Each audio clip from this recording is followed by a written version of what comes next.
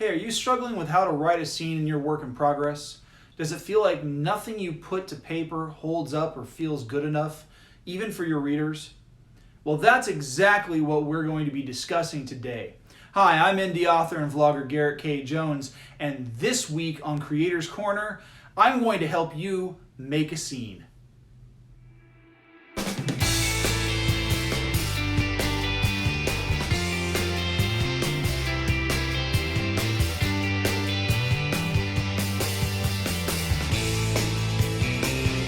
Hey, happy Saturday. I'm really excited because we are getting so close to the launch of the third season of my podcast. In just a couple of weeks, Season 3 is going to kick off in a big way with the new Storytellers theme, and I've already got some great episodes lined up. However, there's room for more episodes, so if you are interested, take a look at this. I'll tell you a secret. Old storytellers never die. Story, as it turns out, was crucial to our evolution. We are, as a species, addicted to story. Good stories surprise us. They make us think and feel. But no story lives unless someone wants to listen. Storytelling is one of the oldest traditions and professions. Hi, I'm indie author, vlogger, and podcast host Garrett K. Jones, and I'm doing something a little different. Instead of providing writing tips and encouragement, I'm giving other authors out there a chance to have their short stories and poems be heard. Welcome to Season 3, Storytellers. Registration is still open.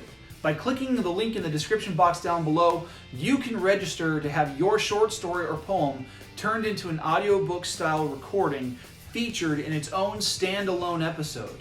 The $5 registration fee guarantees you the airtime, allows me to do upkeep on my equipment, and ensures that I do what I promise I'm going to do.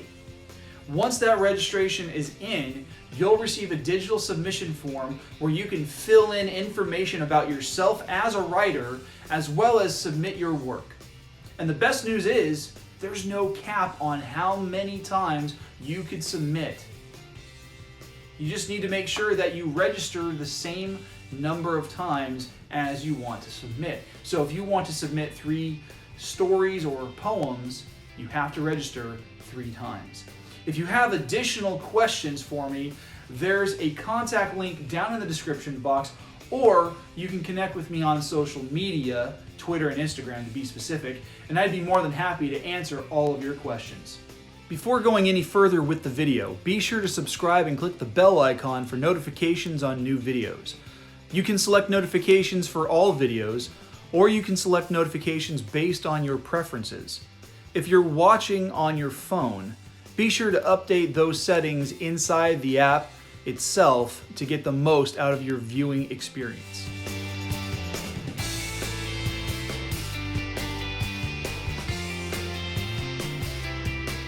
So the content of today's video is based on this graphic, which I found on Instagram, and I'm not sure who it was that I follow or who follows me that posted it. So I have no idea who to give credit to.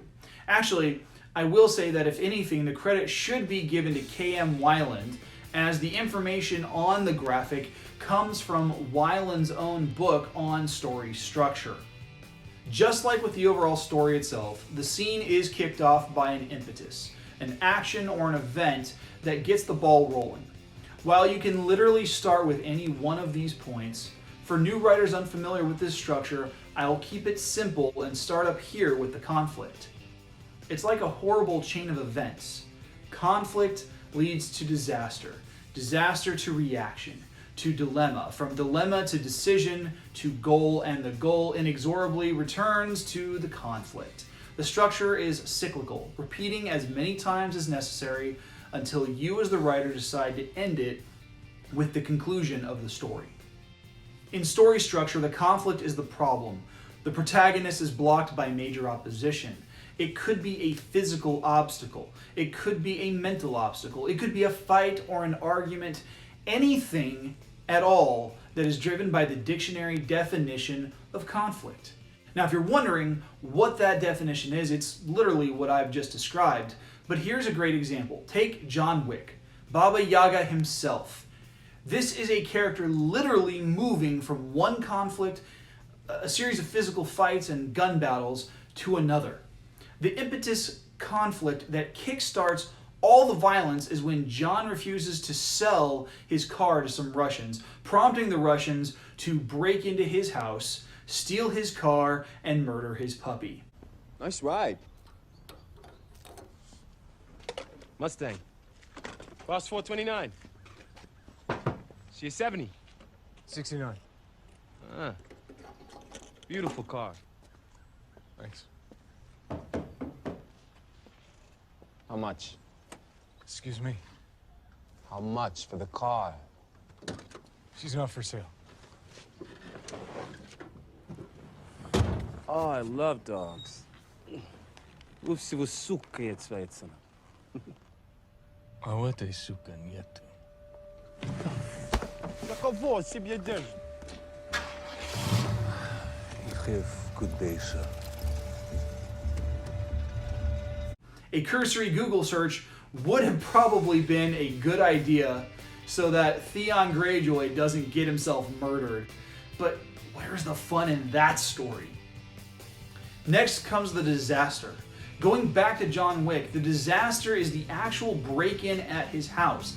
The disaster obstructs John's goal of coming to terms with his solitary life and caring for this new puppy in the wake of his wife's death.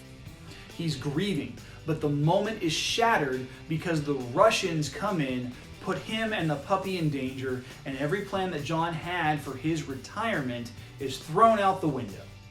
The disaster in this case is twofold. John is devastated because his wife's final gift is no longer alive, and he pulls himself out of retirement to get revenge. But it also brings disaster upon the Russians because this one thoughtless act of greed and violence is going to bring down an entire Russian mob family. That's where the reaction comes into play. In his moment of grief and anger, John reacts and goes on a full rampage. Rampage! According to an infographic created by @George_Hatsis for visu.info, John's rampage ends up with the deadly assassin taking out 77 people with an 86.52% accuracy with every shot he fired from a gun. And that's just the first film, including everyone he shot, stabbed, hit with a car, blew up, and beat with his own two hands. Now, some might say this is an overreaction by a character in a story, but if we have learned anything from these films, it's that you don't kill a man's dog and steal his car.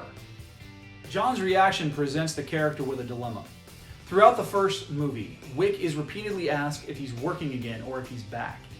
These come off as little hilarious side comments and inside jokes, but as the story progresses, you get a sense that there's a deeper meaning behind it, and more than 2/3 of the way through the film, just before the climax, the audience comes to realize that the weight of his reaction means that he is officially out of retirement the moment he starts killing people. And he's got to decide if he's willing to be back in the field and out of retirement.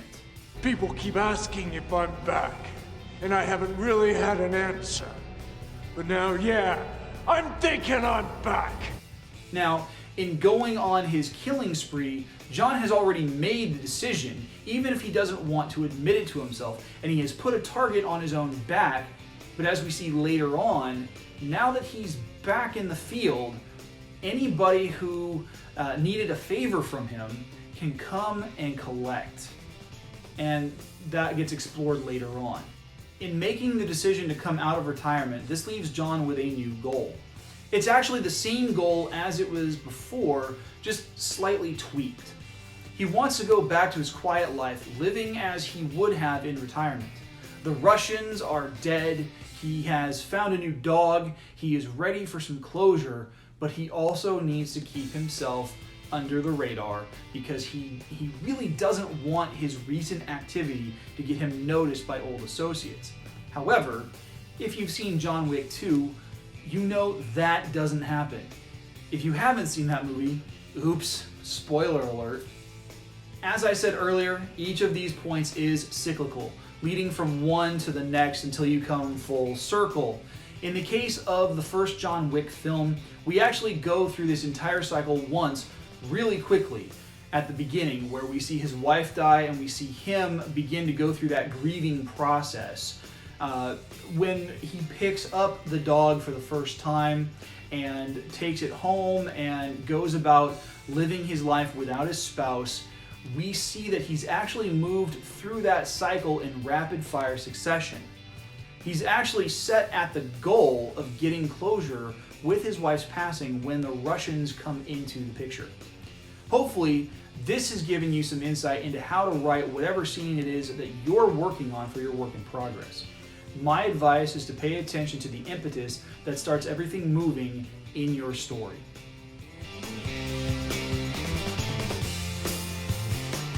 Hey, thanks for watching. If you've made it this far, make sure to like and share this video, because that's really the only way that this channel is going to be able to grow its viewership. Now, if you find yourself in a position to be able to do so, please consider becoming a channel supporter by clicking on the link down in the description box and going to patreon.com/GKJpublishing. On that site, you will find 3 support tiers of $1, $3, and $5. Each tier comes with its own sweet perks, plus you get recognition on the final video of the month.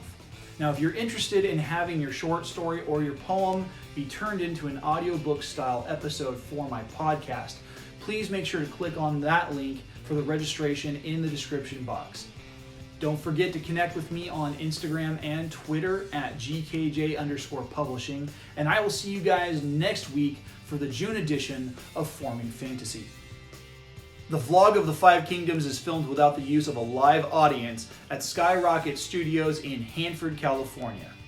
We can't do what we do without your help, so please make sure to subscribe by clicking the button that's above my head, and make sure to watch and share the videos over here to my left. Have a great week.